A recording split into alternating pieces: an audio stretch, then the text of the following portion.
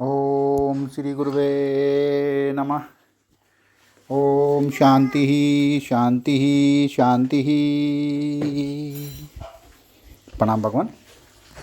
भगवान, आत्मा और प्राणवायु में अंतर। कल एक डेंसो के एक साथी थे, उनसे थोड़ा विचार विमर्श हुआ। वो बोले कि प्राणवायु ही आत्मा है, जबकि ऐसा नहीं है भगवान। प्राणवायु और आत्मा में तो अंतर है। तो हमने उन्हें बताया कि नहीं, प्राणवायु को तो आत्मा नहीं कह सकते। तो अभी थोड़ा सा विस्तार से लेते हैं भगवान कि किस तरह से आत्मा और प्राणवायु में अंतर है। आत्मा सूक्ष्म शरीर के रूप में हमारे स्थूल शरीर में अवस्थित है और मृत्यु होने पर यह स्थूल शरीर को छोड़कर निकल जाता है। आत्मा का नाश नहीं होता, यह अपना शरीर रूपी आवरण बदलती रहती है। प्राण से तात्पर्य एक तरह से श्वास, ऊर्जा या जीवन शक्ति से है। यह जीवन का आधार है। इसे विभिन्न योग अभ्यासों के द्वारा नियंत्रित करके शारीरिक और मानसिक स्वास्थ्य एवं शांति प्राप्त की जा सकती है। इससे प्राण 5 होते हैं, जैसे प्राण, अपान, व्यान और उदान एवं समान। प्राण शब्द शरीर के लिए उपयोग में किया जाता है क्योंकि आत्मा अजर अमर अविनाशी होती है और शरीर नश्वर होता है। इसलिए नश्वर शरीर के लिए प्राण शब्द का उपयोग में किया जाता है।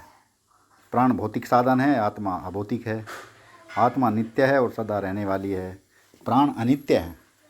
आत्मा तो मात्र चेतना है, जिससे प्राण चेतन प्रतीत होते हैं। यानी कि आत्मा के अंदर ही प्राण होते हैं। प्राण स्थूल शरीर के अंग हैं और प्राणों से ही कारण सूक्ष्म एवं स्थूल शरीर चेतन दिखाई देते हैं और क्रियाशील भी हो पाते हैं। स्थूल शरीर युक्त जीवों के उपरोक्त जो तीनों शरीरों में जो है वो आत्मा चेतना व्याप्त रहती है। शरीर की क्रियाशीलता का कारण ये प्राण ही हैं। प्राण ये जीवन शक्ति है। ये वर्तमान में जो जीवन चल रहा है उसी से संबंधित हैं और उसी को चलाती हैं। प्राण वायु,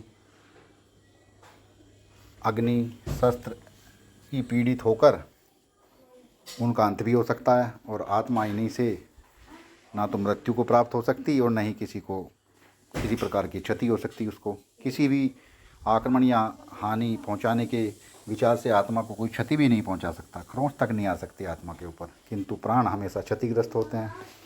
प्राण व्यक्तिगत है और आत्मा सार्वभौमिक है। प्राण जीवन का प्रकटीकरण है और आत्मा कारक है। प्राण नश्वर है जबकि आत्मा जीवन में लय में है। आत्मा अजर अमर अविनाशी है और प्राण जब तक शरीर में जीवित हैं तब तक हैं। जीव की वायु खींचने की शक्ति को प्राण कहते हैं। देखा जाए तो जो जीव की वायु खींचने की जो शक्ति है उसको प्राण कहते हैं। इसके द्वारा ही शरीर में ऑक्सीजन का प्रवाह होता है। प्राण एक प्रक्रिया है जीवन और जीव की शरीर को गतिशीलता देने के लिए।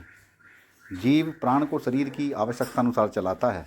इसलिए प्राण कई प्रकार के होते हैं, अर्थात जीव का वायु तत्व पर सवार होना प्राण कहलाता है। प्राण आत्मा से उत्पन्न होता है। जिस प्रकार मनुष्य शरीर से यह छाया उत्पन्न होती है उसी प्रकार आत्मा में प्राण व्याप्त है तथा यह मनोकृत संकल्प आदि से इस शरीर में आ जाता है। सरल शब्दों में अगर कहा जाए तो आत्मा एक पुंज अर्थात ईश्वरीय ज्योति है। एवं सनातन संस्कृति के धर्म में मनुष्यों के प्राणों में विद्यमान होती है। जी भगवान। और एक और बात आई थी कि आत्मा कितनी है इस दुनिया में, लाखों करोड़ों खरबों और क्या। तो आत्मा तो सिर्फ एक ही है। परम पिता परमात्मा जो है वो ही एक आत्मा है और उसी से ये सारी जो आत्माएं जो बोला गया कि लाखों करोड़ों जीवों के अंदर या लाखों करोड़ों खरबों जो जितने भी जीव हैं या जितने भी ये लोक हैं, परलोक हैं, इन सब में जो आत्मा है वो एक ही है, परमपिता परमात्मा, अपनी आत्मा। जी भगवान। प्रणाम भगवान।